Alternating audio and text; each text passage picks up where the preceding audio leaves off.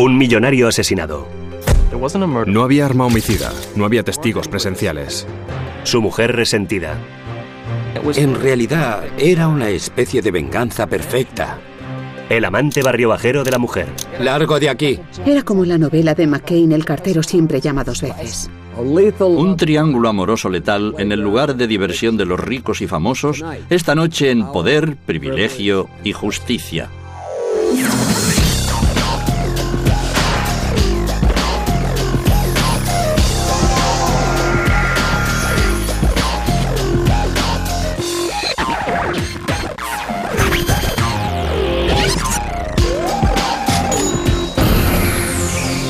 Crímenes imperfectos, ricos y famosos. Hombre rico, hombre pobre.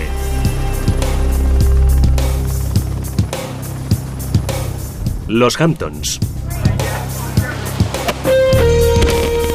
Una sucesión de lujosas urbanizaciones a lo largo del extremo oriental de Long Island, donde los superricos vienen a escapar de la vida real. El delito más violento que se había cometido en los Hamptons era el de una señora que aporreó la cabeza de un guardia de tráfico con una baguette porque le había puesto una multa.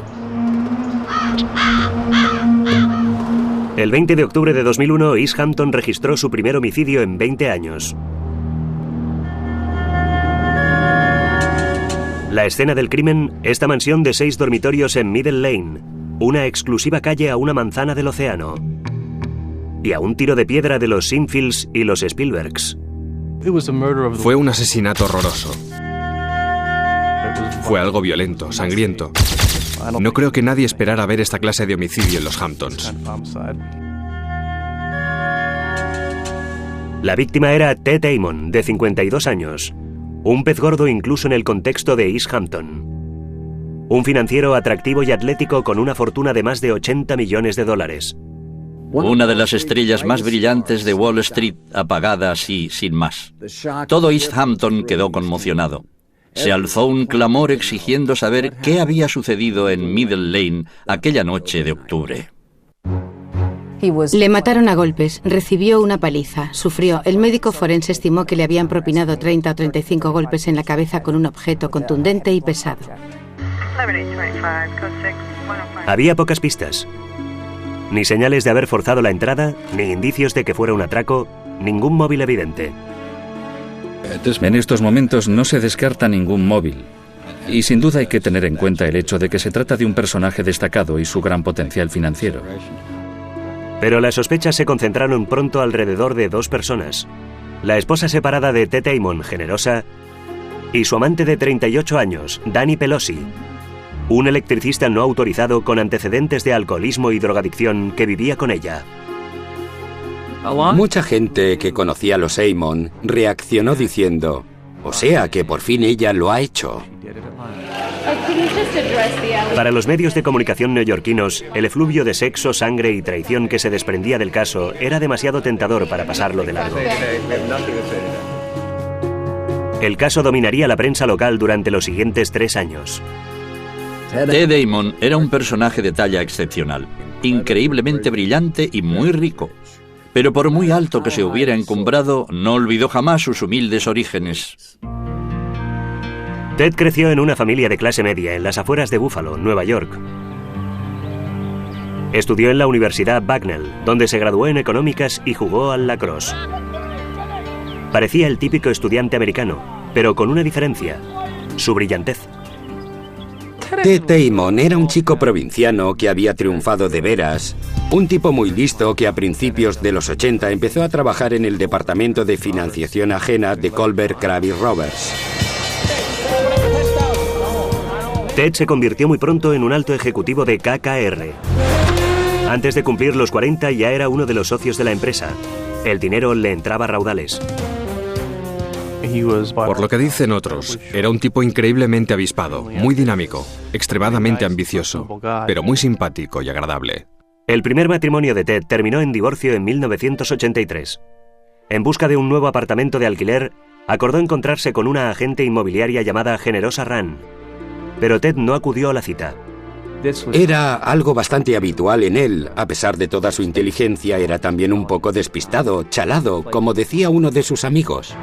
Los amigos de Ted podían perdonárselo. pero Generosa no. Se enfadó muchísimo y le llamó, y le recriminó haberle dado plantón. De alguna manera, a él le impresionó bastante que aquella mujer tuviera tanto desparpajo. Salieron durante 3 años y se casaron en 1986. Aparentemente, la vida matrimonial empezó bien. Al principio se llevaban muy bien, según parece. Compartían una intensa pasión. En KKR, Ted participó en una de las operaciones financieras más importantes de la década. La OPA lanzada sobre RJR Nabisco por valor de $26.000 millones. Una operación descrita en el libro titulado Bárbaros en la Puerta. Luego, en 1992, se estableció por su cuenta. Era muy emprendedor. Establecía empresas en solitario y fue amasando su fortuna poco a poco. Los Amon compraron casas de lujo por todo el mundo. La mansión en Middle Lane, una exclusiva casa en el Upper East Side de Manhattan y una enorme casa solariega de $6 millones en Surrey, Inglaterra, llamada Cowerwood. Unos dicen que tenía 50 habitaciones, otros que tenía 65. Al parecer costaba $100.000 al año solo en mantenimiento. Pero a Ted Amon también le gustaba devolver parte de su dinero a la sociedad. Entró en el comité del jazz del Lincoln Center y donó $15 millones a su antigua universidad. Incluso pagó los estudios universitarios al hijo de su chofer. Estoy seguro de que el señor Ted Amon era una persona excelente. Generosa se adaptó enseguida a aquel estilo de vida derrochador, aunque venía de un mundo completamente distinto. Lo único que sabía de su padre era su nombre de pila: Generoso. Al parecer, la madre de Generosa viajó a Italia, tuvo una relación pasajera con un marinero italiano, regresó a Estados Unidos embarazada y le puso Generosa al nacer. Cuando Generosa tenía 10 años, su madre murió de cáncer. En consecuencia, pasó su juventud de una familia de acogida a otra. Ahora que estaba casada, Generosa decidió salvar a 2 niños de su propio destino. Junto con Ted, adoptaron 2 gemelos, un niño y una niña, Alexa y Grego, en un orfanato ucraniano. Alexa y Grego eran guapos, 2 niños preciosos. La vida familiar era estupenda. Pero al cabo de unos años, Generosa empezó a acusar ciertos cambios. Empezó a actuar de forma imprevisible, dejaba de lado a sus amigos sin ninguna justificación y sufría repentinos ataques de furia por los motivos más fútiles. Un contratista me contó que una vez había plantado 600 tulipanes en su jardín de East Hampton, del color que ella le había pedido, pero el siguiente fin de semana, Generosa los arrancó todos en un ataque de furia diciendo que no era el matiz exacto que quería. Gran parte de su rabia se dirigía hacia su marido. Un par de veces, al llegar a casa, ella le recibió muy enfadada. Tuvieron una gran pelea.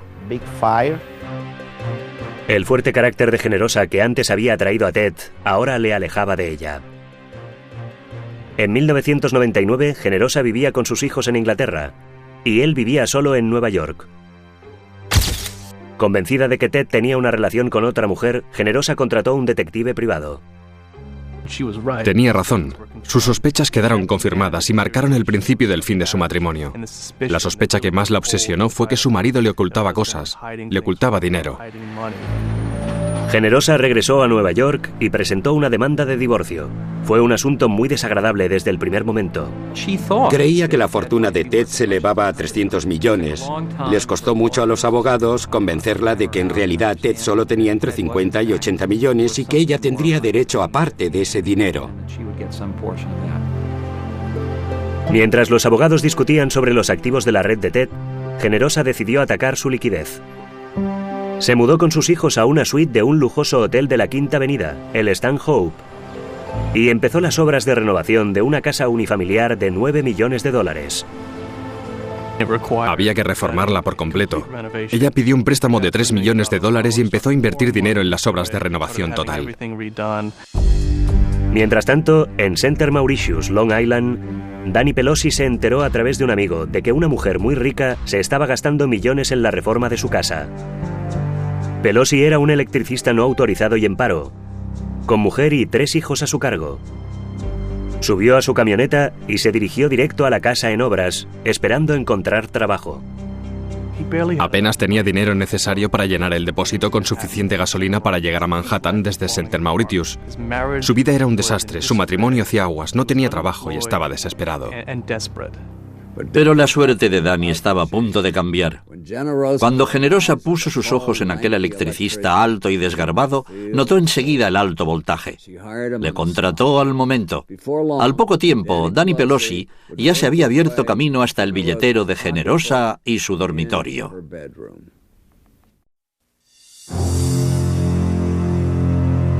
Tras el hallazgo del cadáver de Ted Amon en su mansión de East Hampton, los investigadores de homicidio se encerraron en un hermético silencio.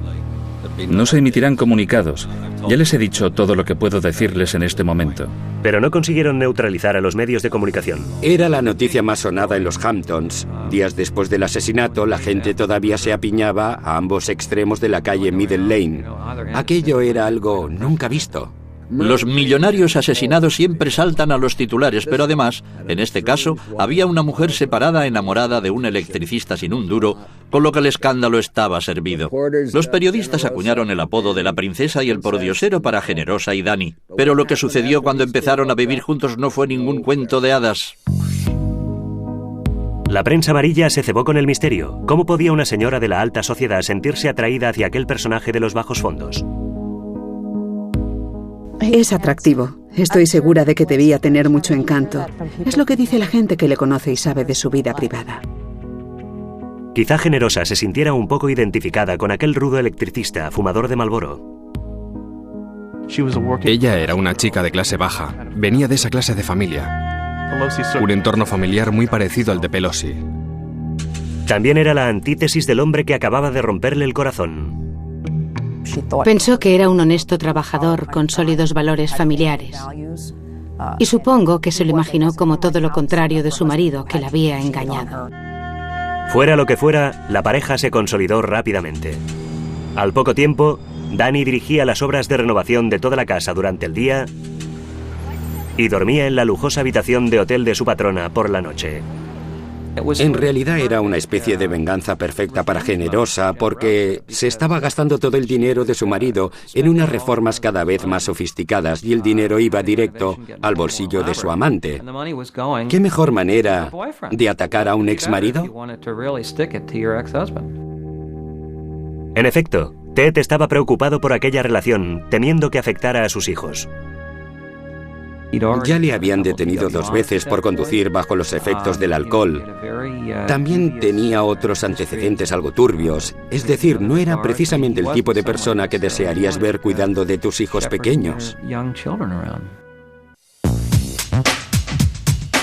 Para Danny, aquella relación era la puerta de entrada a un mundo que solo había vislumbrado de lejos. Al poco tiempo ya daba propinas de $100 al personal del Stanhope. Y gastaba miles de dólares en los bares en compañía de sus colegas. Vivía como un millonario. He tenido suerte. He encontrado una mujer con dinero y he encontrado una mujer que me quiere. Danny solía hablar de su relación con Generosa Amon como si fuera una victoria, como si le hubiera tocado la lotería. Por su forma de hablar, era casi como si se tratara de una relación lucrativa, como si su papel fuera el de un gigoló. En el verano de 2001, Danny parecía haberse apoderado por completo de la vida de Ted Amon. Vivía en la mansión de East Hampton con Generosa. Conducía los coches de Ted y en cierta ocasión volvieron a detenerle por conducir borracho. Incluso empezó a vestir como Ted. Danny se apropió la vida de Ted Amon. Es increíble con qué rapidez, con qué presteza se introdujo en su vida. En octubre de 2001, los abogados de Ted y Generosa consiguieron por fin llegar a un acuerdo. Acordaron que la fortuna de Ted era de $46 millones, tras deducir impuestos y deudas, y que Generosa recibiría la mitad. También compartirían la custodia de sus hijos. Solo faltaban las firmas del marido y la mujer, y sería asunto cerrado. Todo habría terminado. Podrían empezar a vivir sus vidas por separado. Con el divorcio prácticamente cerrado, Ted pareció recobrar energía. Tenía una nueva novia y estaba dispuesto a iniciar el siguiente capítulo de su vida. Se sentía optimista, en realidad ya había pasado lo peor. Era un hombre de 52 años muy fuerte y saludable. En cierto sentido, todavía tenía por delante toda su vida o gran parte de ella. El sábado 20 de octubre, Ted subió a su Porsche y se dirigió hacia East Hampton para pasar un tranquilo fin de semana en Middle Lane. Aquella noche cenó solo en su restaurante favorito. Pidió filete de atún fresco y unas copas de vino blanco. Dio un paseo por la playa y llamó a su novia por el móvil. Luego regresó solo a la mansión.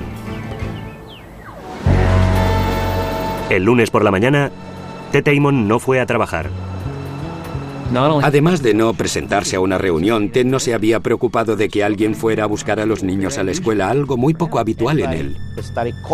Todo el mundo empezó a llamarme del despacho y a preguntarme si el señor Amon me había llamado o no. Llamé al móvil del señor Amon, creo que 4 o 5 veces, pero no me contestó.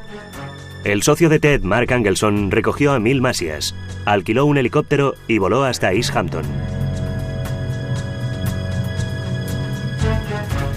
El coche de Ted estaba aparcado delante de la casa y sus 3 perros ladraban furiosos desde la parte de atrás. Encontraron la puerta del garaje abierta y la alarma desconectada. Buscaron por toda la planta baja, llamando a Ted. Ted, señor Amon. No hubo respuesta. Por lo que subieron a la primera planta y siguieron llamándole. Ted, no se movía, no contestaba. Mark me dijo, Milton, aquí pasa algo raro, pero que muy raro. Finalmente encontraron su cadáver en el dormitorio principal. Abajo estaba el clip de Ted con $1.800 en billetes. Era un claro indicio de que no se había tratado de un atraco o de un robo. También por la forma en que lo habían asesinado, era un crimen muy brutal. Le habían golpeado en la cabeza 30 veces por lo menos. Debía ser un móvil personal, debía ser alguien realmente furioso contra la víctima. Poco tiempo después del asesinato, me llamó la primera esposa de Ted Amon, Randy Day, y quedé con ella en la cafetería del Waldorf Astoria. Aunque Ted y Randy se hubieran divorciado casi 20 años atrás, seguían siendo buenos amigos. Ella estaba destrozada y furiosa. Ted le había dicho, esta mujer no estará satisfecha hasta verme muerto. 2 días más tarde, estaba muerto. La policía quería interrogar a la viuda y a su amante. Ambos afirmaron tener sólidas coartadas para el fin de semana, pero se negaron a hablar con los agentes. En lugar de eso, Generosa contrató a un abogado defensor especializado en casos de asesinato. ¿Por qué? Quizás solo fuera una decisión preventiva inteligente, porque contaba con tener que responder a muchas preguntas, pero quizá fuera de otra cosa. Fueron pasando los días y las semanas, y el caso empezó a perder interés. Pero entonces, a mediados de noviembre, los abogados abrieron el testamento de Ted Amon y descubrieron una verdadera bomba. Al parecer, el testamento de Ted no había sido actualizado desde 1995. Sin duda, estaba pendiente de actualizar a consecuencia del divorcio. Pero los papeles del divorcio todavía no estaban firmados. El testamento estaba intacto. Y en cuanto a la fortuna de Ted, Generosa se lo quedaba todo. Así de fácil. Generosa pasó de ser una acomodada mujer divorciada a una viuda inmensamente rica. Casi todo el mundo en su situación habría dado pruebas de discreción, pero Generosa no. Parecía dispuesta a montar un gran revuelo junto con su impresentable amante. En las semanas posteriores al asesinato de Ted Amon en su mansión de East Hampton, su exmujer Generosa y el amante con quien vivía, Danny Pelosi, se negaron a cooperar con los investigadores. Lo normal, si la policía te dice que tienes ciertas preguntas que hacerte, es exigir quizá que te lean tus derechos, pero te sentirás obligado a decir todo lo que sepas sobre el asesinato de tu cónyuge. Pero en lugar de eso, la pareja contrató a un equipo de abogados de primera línea, aunque no por ello se libraron del acoso de los medios. Cualquier abogado defensor que se precie habría aconsejado a Generosa y a Danny que se comportaran discretamente, pero ellos ya no aceptaban consejos de nadie. En lugar de mantener un perfil bajo, se casaron por todo lo alto, tan solo 3 meses después de la muerte de Ted. La gente quedó horrorizada. ¡Asombroso! Bien, lo mínimo que se podía decir era que se había recuperado muy pronto del duelo por la muerte de su exmarido.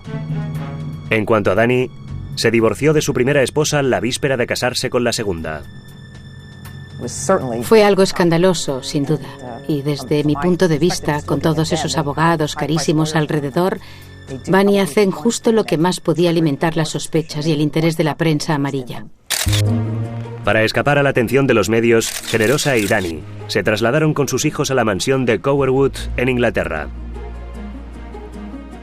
Pelosi se adaptó entusiasmado a su nueva prosperidad y empezó, según dicen, a gastar millones de dólares en barcos, coches y viajes para él y sus amigos. Podía ir y venir como quisiera. Se fue a Las Vegas con cientos de miles de dólares del dinero de Generosa y lo único que ella le dijo fue que lo apostara todo a una sola mano de blackjack. Pero la fiesta no duró mucho.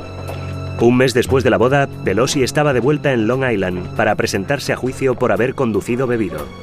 Con la investigación del asesinato en mente, las autoridades le retiraron el pasaporte para que permaneciera en Estados Unidos indefinidamente. Con todo el respeto hacia la prensa, no tenemos nada que declarar en estos momentos. Pero los medios de comunicación eran implacables.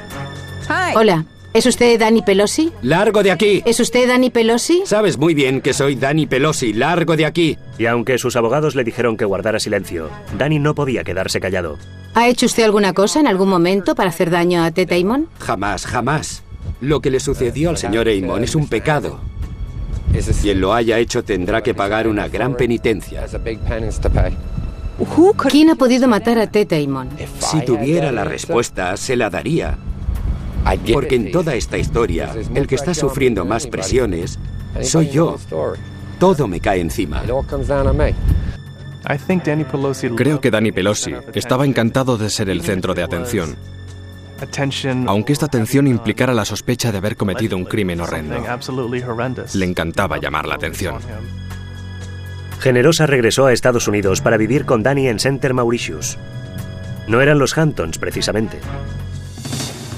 Pronto se dijo que la pareja bebía demasiado y se peleaba a gritos casi cada noche. Era una especie de novela de James McCain, como El cartero siempre llama 2 veces.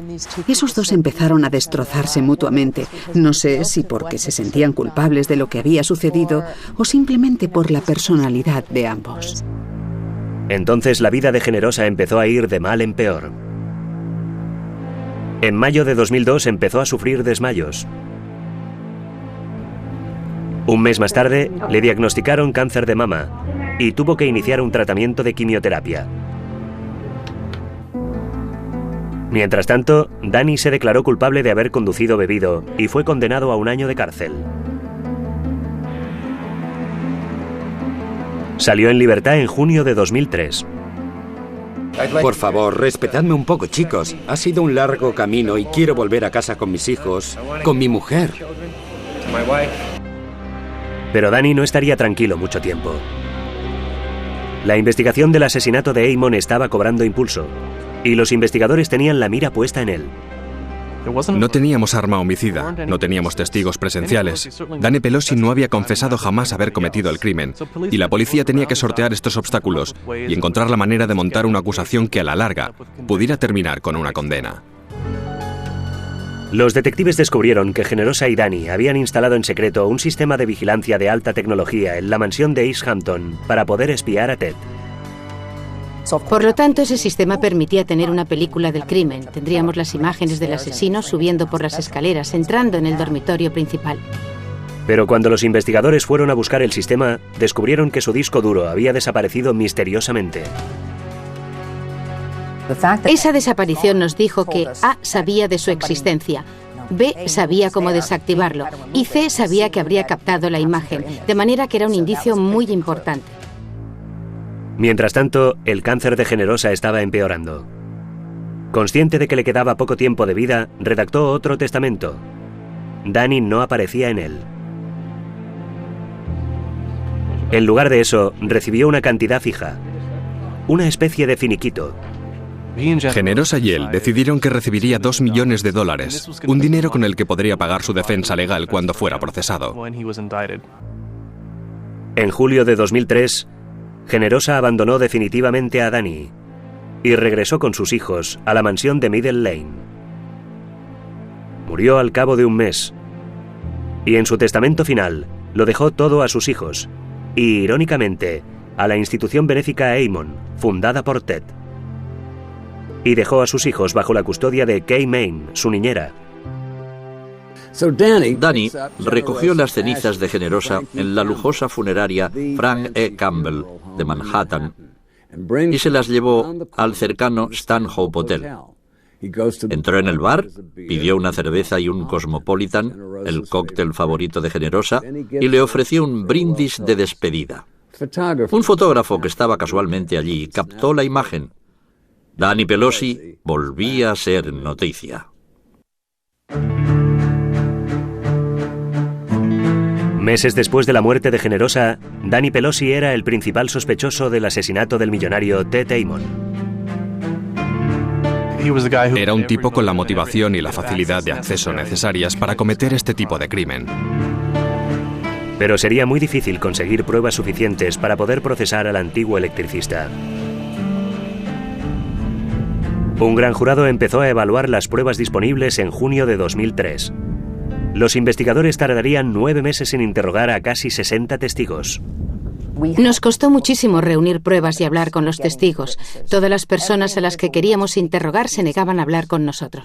Finalmente, no fueron los testigos quienes aportaron los testimonios más condenatorios, sino el propio sospechoso. Danny era un bocazas, incapaz de guardar silencio. Pero ahora ese rasgo de su carácter iba a jugar en su contra. Es un hombre bastante fanfarrón y muy charlatán. Su peor enemigo es él. Ciertos testigos admitieron ante el gran jurado y más tarde durante el proceso que Danny había confesado haber matado a Ted Aemon y otros que había hablado de ello. Según su amigo James Nicolino, el hombre que había indicado a Danny el proyecto de reforma de la casa de Generosa, Danny empezó a hablar de matar a Ted un año antes del asesinato, una noche que salieron de copas. Le dijo a Nicolino que iba a encontrar la manera de conseguir el dinero de Generosa y que haría lo que fuera para ello. Si tenía que romperle la crisma a Ted Aemon, pues estaba dispuesto a hacerlo. Después del asesinato, la amiga de Danny, Tracy Rivenfeld, dijo que Danny había presumido de ello. Le dijo que había entrado en la casa y además le dijo: le rompí la crisma a golpes, y él no hacía más que llorar como una zorra suplicándome que no le matara. La siguiente ocasión en la que Danny había confesado ser el asesino de Ted fue después de casarse con Generosa en 2002. La niñera inglesa, Kay Main, dijo que Danny le había contado que Ted le había suplicado clemencia cuando le mató a golpes. Regresó a casa borracho, la despertó y, según dijo ella, estaba intentando asustarme. Le había susurrado al oído: maté a Ted y fue horrible. Había sangre por todas partes. Las confesiones eran condenatorias, pero Danny tenía una coartada para la noche del asesinato. Su hermana, que vivía en Center Mauritius, a 65 kilómetros de la mansión, dijo que Danny había llegado de Nueva York con un amigo hacia la 1:30 de la madrugada. No se quedaron mucho tiempo. Él había subido al desván a buscar algo y luego le dijo a su hermana que iban a salir a tomar unas cervezas. Y luego se marcharon hacia las 2 de la mañana. Su hermana no volvió a verle hasta después de las 8 de la mañana siguiente. Para la fiscalía, la coartada de Danny parecía muy poco sólida. El médico forense había calculado la hora de la muerte entre la 1 y las 5 de la mañana. Danny podía fácilmente haberse marchado de casa de su hermana a las 2, haber cubierto en 45 minutos el trayecto hasta East Hampton, haber matado a Ted y estar de vuelta en casa de su hermana antes del amanecer. La hermana de Danny no era tan solo una coartada poco sólida. También ofreció información incriminatoria sobre las actividades de Danny en aquella noche aciaga. Al despedirse, ella le abrazó. Danny llevaba una chaqueta de cuero. Su hermana notó algo en el bolsillo, algún objeto duro, y le preguntó, ¿qué está pasando aquí? Pero él le contestó, nada, no te preocupes, vuelve a la cama. El propio padre de Danny aportó más información incriminatoria. Dijo que el día después del asesinato de Ted, Danny le formuló una inquietante pregunta. Danny le preguntó, si tuvieras algo que quisieras quitarte de encima o ponerlo en algún lugar donde nadie pudiera encontrarlo, ¿cómo lo harías? No había arma homicida, pero las incriminatorias declaraciones de Danny bastaron al fiscal del distrito para entablar un juicio. En un caso que carecía de elementos tan fundamentales como el arma homicida, una confesión o unos testigos oculares, cuando careces de todas estas cosas, lo que necesitas de veras son testigos que puedan declarar contra el sospechoso, y eso es lo que hicieron. No habían presenciado el crimen, pero hablaron con Pelosi posteriormente, y él les había dicho claramente que había sido él. El 23 de marzo de 2004, casi 2 años y medio después de la muerte de Ted Amon, Daniel Pelosi fue acusado de asesinato en segundo grado. Con la perspectiva de cadena perpetua o 25 años de cárcel como mínimo, Danny puso su destino en manos del abogado criminalista Gerald Shargel. Nuestra defensa rebatirá la acusación y punto. No era la primera vez que el nombre de Jerry Shargel salía en los titulares. En 1990, cuando el gobierno intentó condenar al mafioso John Gotti, Shargel consiguió salvarle. El acusado recibiría gracias a él el apodo de Don Teflón, porque no se le pegaban las acusaciones. Sus honorarios no estaban al alcance de cualquiera, pero Danny disponía de $2 millones gracias a Generosa. La fiscalía se enfrentaba a un peso pesado de la abogacía y a un buen alijo de dinero. Pero parecía de entrada muy optimista al anunciar una novedad sensacional, el mismo día en el que debía iniciarse el proceso. Tenemos 2 testigos adicionales que esperamos testifiquen, unos testigos a los que el acusado ha admitido su culpabilidad. La acusación anunció que disponía de 40 horas de grabaciones realizadas en secreto en la cárcel con las conversaciones de Danny y otro preso, Clayton Moultrie. Al parecer, Danny había pedido a Moultrie que propinara una paliza a un testigo y que intimidara a los miembros del jurado. Le ofrecía $500 por diente saltado y ciertas cosas a cambio de una mandíbula rota. Esperando reducir su propia condena, Moultrie se lo contó a las autoridades, que le devolvieron a la celda con un micrófono oculto para que hiciera confesar a Danny que había cometido el asesinato. El acusado le dijo que había intentado romperle todos los huesos del cuerpo de aquel gilipollas y que le había golpeado con un bate de béisbol. Moultrie también declaró que Pelosi había formulado amenazas contra los hijos de la fiscal, después de haber leído sobre ellos en la prensa. Se lo enseñó al señor Moultrie. Había subrayado el párrafo donde le hablaba de mis 2 hijos y le dijo ciertas cosas. Hizo ciertas insinuaciones sobre lo que quería que les pasara a mis hijos.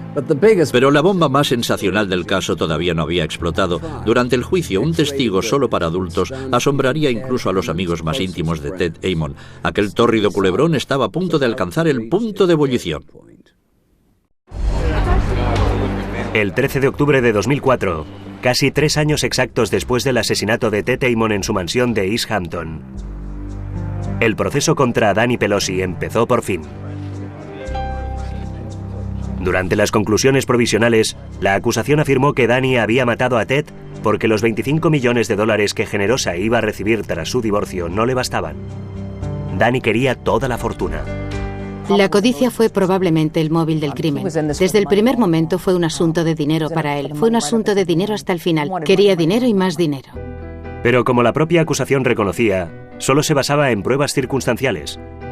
Ni disponía del arma homicida, ni testigos oculares, ni pruebas de ADN.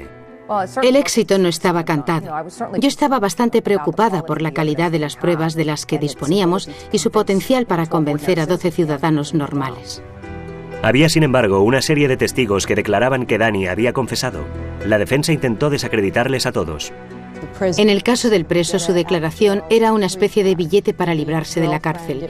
En el caso del amante era a causa de su amor despechado. En el caso de Nicolini era porque Danny se estaba acostando con su mujer. Pero también había pruebas más contundentes. El médico forense encontró marcas en el cadáver de Ted que parecían haber sido causadas por un arma aturdidora. La acusación creía que Danny se había servido de ese tipo de arma para inmovilizar a Ted, que era mucho más corpulento y robusto que él. Danny poseía una de ellas, por lo menos, y solía divertirse utilizándola con sus amigos.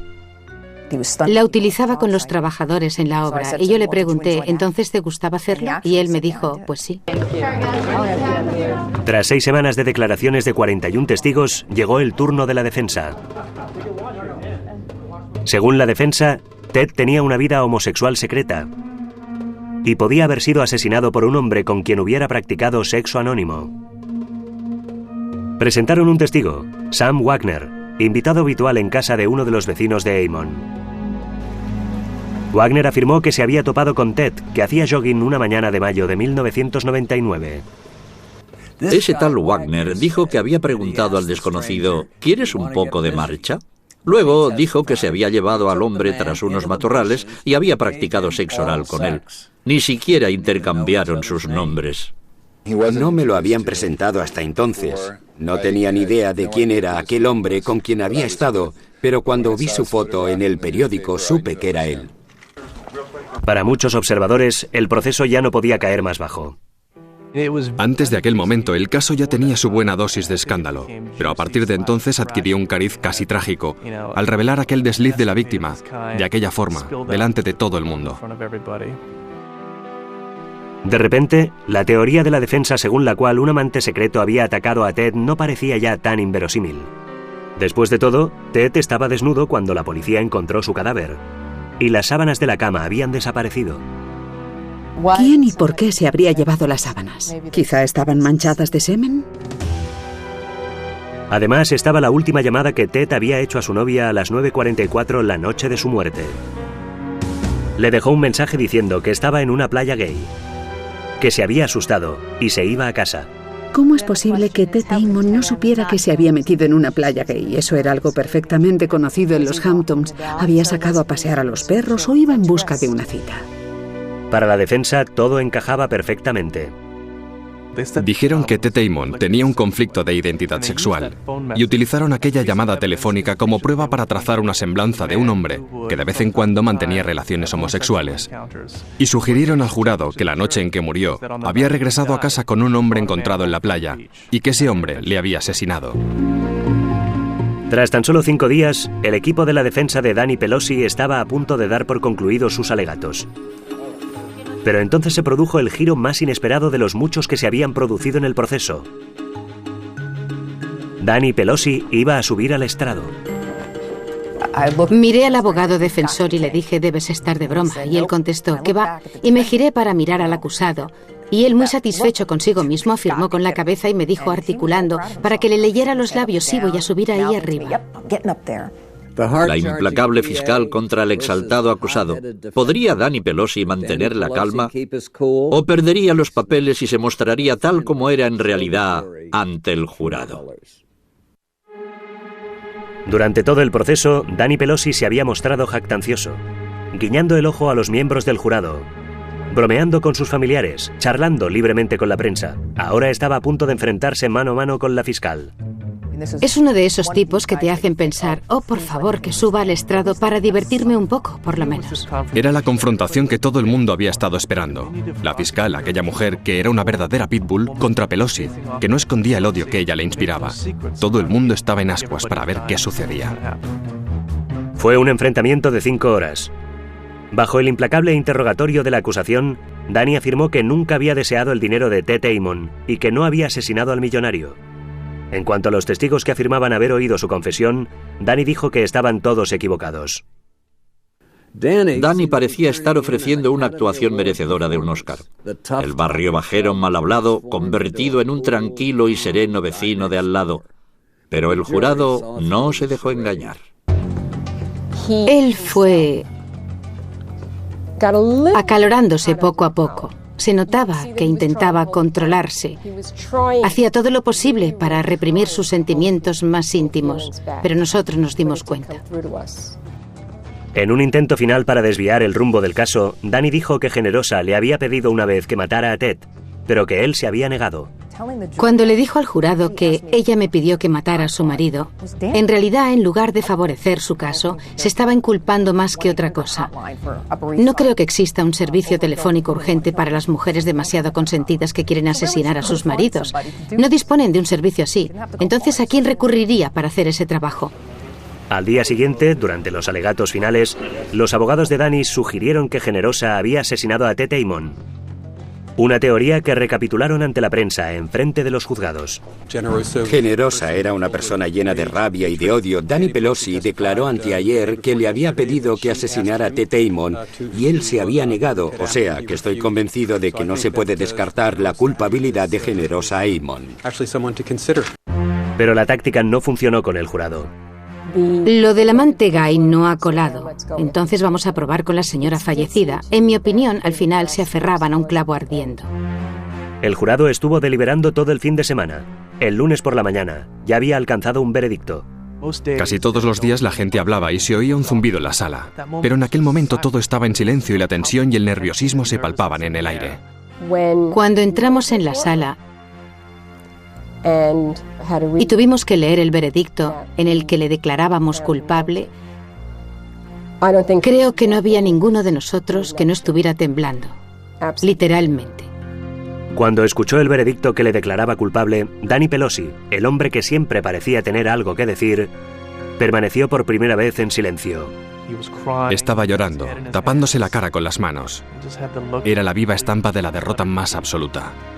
Finalmente, Danny fue condenado por la abundancia de evidencias. No fue por una prueba en concreto. Fue el conjunto de todas las pruebas. Janet Alberson nos dibujó el cuadro, pero fue el propio Danny quien lo firmó. Mes y medio después del veredicto, Danny Pelosi fue condenado a la pena máxima de condena perpetua, conmutable a 25 años de cárcel.